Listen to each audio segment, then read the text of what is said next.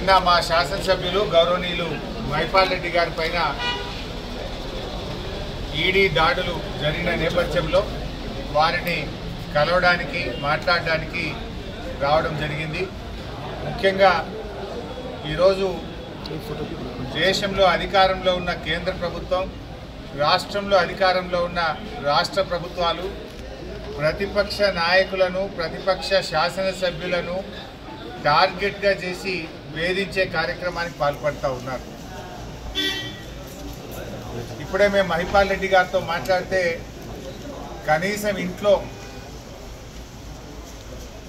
డబ్బు కానీ బంగారం కానీ ఎలాంటి వస్తువులు కానీ ఇంట్లో ఒక్కటి కూడా అక్రమంగా దొరికింది ఏమీ లేదు. ఏది ఉన్నా ఐటీ రిటర్న్స్తో బాజాప్తా అన్నీ క్లియర్గా స్పష్టంగా ఉన్నాయి తప్ప ఒక్క తప్పు కూడా లేదు. అయినా ఎందుకు దాడులు చేస్తున్నట్టు? కేవలం భయభ్రాంతులకు గురి చేయడం, లొంగ తీసుకునే ప్రయత్నం చేయడం.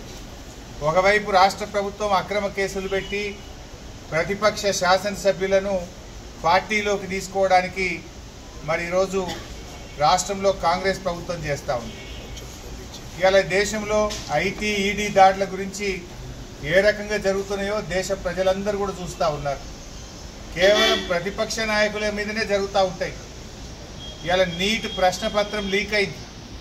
దేశంలో 24 లక్షల మంది విద్య కోసం పరీక్ష రాస్తే ఆ పరీక్ష ప్రశ్నపత్రం అంగట్లో సరికైపోయింది.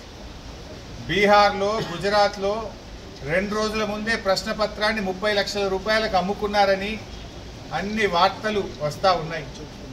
ఆ ప్రశ్నపత్రాలు అమ్ముకున్న వాళ్ళను బీహార్ పోలీసులు అరెస్ట్ చేసినారు. మరి ఆడు ఎందుకో ఈడీ దాడులు చేయరు? అక్కడ మీకు పిఎంఎల్ఏ కనబడతలేదా? ఆ విద్యార్థులు వాళ్ళ తల్లిదండ్రులు ఆందోళన చెందుతూ ఉంటే ప్రశ్నపత్రం లీక్ అయితే ఎందుకో కేంద్ర ప్రభుత్వం స్పందించదు. అక్కడ ఆ ప్రశ్నపత్రం లీక్ అయిన అధికారుల మీద కానీ, పరీక్ష పెట్టినటువంటి ఎన్ఏటీ మీద కానీ ఎందుకు ఈడీ ఇన్కమ్ ట్యాక్స్లు దాడులు చేయరు?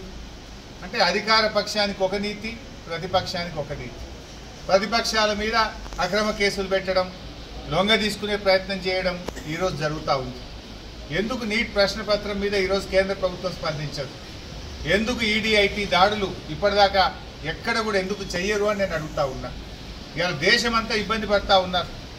మన రాష్ట్రంలో కూడా దాదాపు 1,00,000 కుటుంబాలు, 1,00,000 కుటుంబాలు నీట్ పరీక్ష రాసి ఇవాళ ఏంది మా పిల్లల భవిష్యత్తు ఏందో ఆందోళన చెందుతూ ఉంటే, ప్రశ్నపత్రం అంగట్లో సరుకులాగా అమ్ముకుంటూ ఉంటే దాని మీద కేంద్రం కానీ, ఈ ఇన్కమ్ ట్యాక్స్ డిపార్ట్మెంట్ కానీ, ఈడీ కానీ నోరు మెదపని పరిస్థితి ఉన్నది. మరి రాష్ట్రంలో ఏం జరుగుతూ ఉంది? రాష్ట్రంలో ఉన్న కాంగ్రెస్ ప్రభుత్వం కూడా ఇవాళ ప్రతిపక్ష నాయకులను టార్గెట్గా పెట్టి మమ్మల్ని మా మూమెంట్స్ అన్నింటినీ కూడా ఇంటెలిజెన్స్ నెట్వర్క్ ద్వారా, ఫోన్ల ద్వారా మా అన్నీ కూడా మానిటర్ చేస్తూ ఇవాళ రాష్ట్రంలో కాంగ్రెస్ పార్టీ కూడా బీఆర్ఎస్ ఎమ్మెల్యేల మీద టార్గెట్ పెట్టుకొని పనిచేస్తూ ఉన్నారు. ఏదో రకంగా బీఆర్ఎస్ ఎమ్మెల్యేలను కాంగ్రెస్ పార్టీలో చేర్పించుకోవాలి. చెప్పేదేమో శ్రీరంగ నీతులు. కాంగ్రెస్ పార్టీ మేనిఫెస్టోలో ఏం పెట్టారు? కాంగ్రెస్ పార్టీ మేనిఫెస్టోలో ఎవరైనా ఎమ్మెల్యే పార్టీ మారితే అదే నిమిషం పార్టీ సభ్యత్వం పోయి రద్దు చేయాలని చెప్పేమో కాంగ్రెస్ పార్టీ మేనిఫెస్టోలో రాహుల్ గాంధీ గారే మేనిఫెస్టో విడుదల చేస్తారు. కానీ చేస్తున్నది ఏంటి?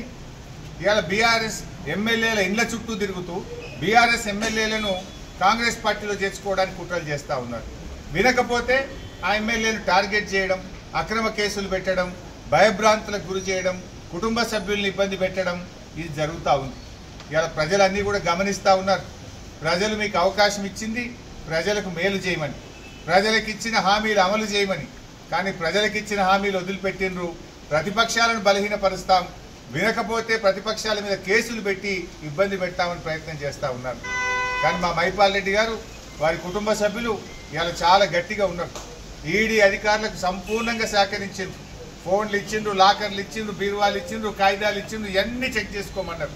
వాళ్ళు అణువు ఎతికినా, ఎందుకంటే తప్పు చేసింది లేదు కనుక, ఆడ దొరికిందేమీ లేదు, తప్పు చేయలేదు కనుక భయపడాల్సిన అవసరం అంతకంటే లేదు. పూర్తిగా సహకరించాం. ఇవాళ మాకు న్యాయ వ్యవస్థ మీద నమ్మకం ఉన్నది. తప్పకుండా న్యాయ వ్యవస్థ ద్వారా మేము అంతిమంగా న్యాయం గెలుస్తుంది. మీరు ఇలా ప్రభుత్వాలను అడ్డం పెట్టుకొని వేధిస్తారు కావచ్చు, ఇబ్బంది పెట్టారు కావచ్చు, కానీ ధర్మం గెలుస్తుంది, న్యాయం గెలుస్తుంది, న్యాయం నిలుస్తుంది.